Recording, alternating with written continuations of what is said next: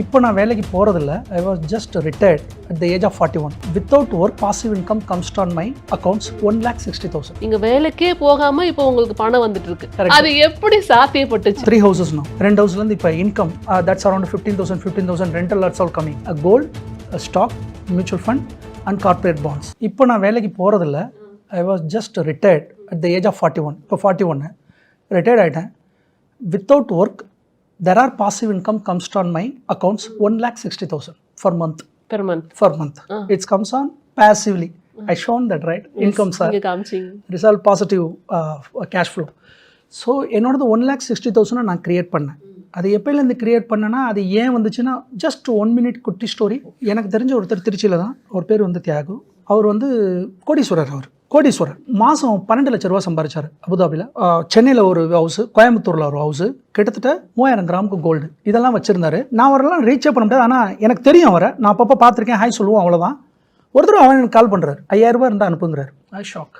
என்னாச்சு சார், என்ன சார் ஆச்சு அப்படின்னு கேட்டேன். அப்போ தான் அவர் எனக்கு சமுட்டியில் அடித்த மாதிரி இருந்தது. என்னென்னா இவர் சம்பாதிச்சாரு, எல்லாம் பண்ணார். Is not ever paid himself. பசங்களுக்கு கல்யாணத்துக்கு கரெக்டாக கொடுத்துட்டாரு, இவனுக்கு கரெக்டாக கொடுத்துட்டாரு, கோல்டெல்லாம் கொடுத்துட்டாரு. பசங்க நம்மளே பார்த்துப்பாங்கன்னு கடைசியில் எல்லா சொத்தையும் பசங்க எடுத்துட்டாங்க, எல்லாரும் போயிட்டாங்க.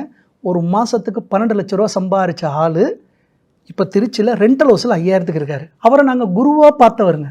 அவர் பக்கத்தில் நம்ம ரீச்சே பண்ண முடியாது. அப்போ என்கிட்ட சொன்னார், மதுரை என்னோட 3 மாத சம்பளத்தை மட்டும் எனக்கு நீ நேரம் சேர்த்து வச்சிருந்தேன்னா தனி ஃப்ளாட்டில் உட்காந்துருப்பேன். ஆனால் எல்லாம் சேவிங்கிற பேரில், அசட்டுங்கிற பேரில் பண்ணிட்டேனே தவிர, பசங்களுக்கு பண்ணேனே தவிர எனக்கு நான் எதுவும் பண்ணல. அதனால் அந்த தப்பை நீ பண்ணிடாது.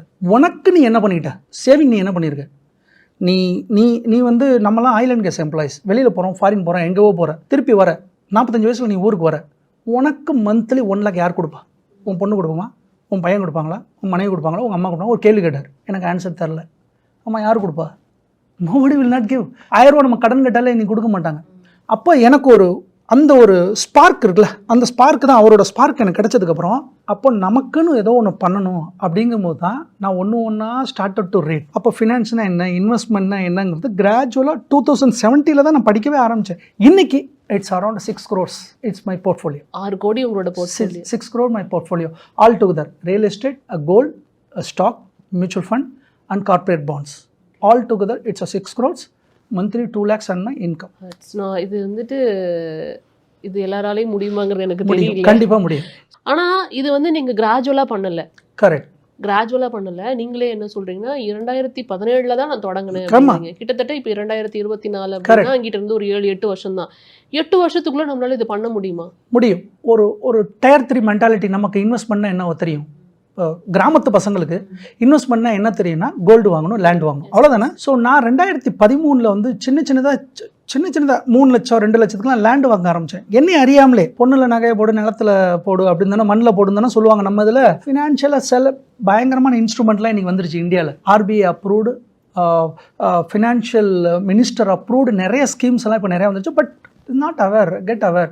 ஏன்னா நமக்கு எந்த எஜுகேஷனும் சொல்ல போகிறதில்ல. இப்போ நாங்கள் காய்கறி கடையில் போய்ட்டு x²/c²/y2 கத்திரிக்காய் கொடுங்கன்னு நான் கேட்க போகிறதில்ல. நான் கேட்க போகிறது 10 ரூபாய்க்கு கத்திரிக்காய் கொடுங்கன்னு தான் கேட்க போகிறேன். கரெக்டாக. நான் படித்த மேத்தமெட்டிக்ஸ் என் வாழ்க்கையில் எங்கேயுமே யூஸ் ஆக போகிறதில்ல. நான் படித்த சயின்ஸ் எங்கேயுமே என் லைஃப்பில் 2-3 இடத்துல தான் யூஸ் ஆகுது. ஆனால் நான் தினமும் யூஸ் பண்ணுறது, நான் பால் வாங்குகிறேன், பெட்ரோலுக்கு போடுறேன், காய்கறி வாங்குகிறேன், ரெஸ்டாரண்ட் போகிறேன், நான் எதுக்காக வேலை பார்க்குறேன், அந்த சம்பளத்துக்காக வேலை பார்க்குறேன். எல்லாமே இந்த நம்பர்ஸு, சம்பளம். அது எந்த எஜுகேஷனுமே எனக்கு சொல்லித்தரல. நமக்கு சொல்லியே தரல. அது திட்டமிட்டால் அது என்னவோ தெரில, நமக்கு எங்கேயுமே சொல்லலை. பணத்தை நீ எப்படி சம்பாதிக்கணும், எப்படி சேவ் பண்ணணும்.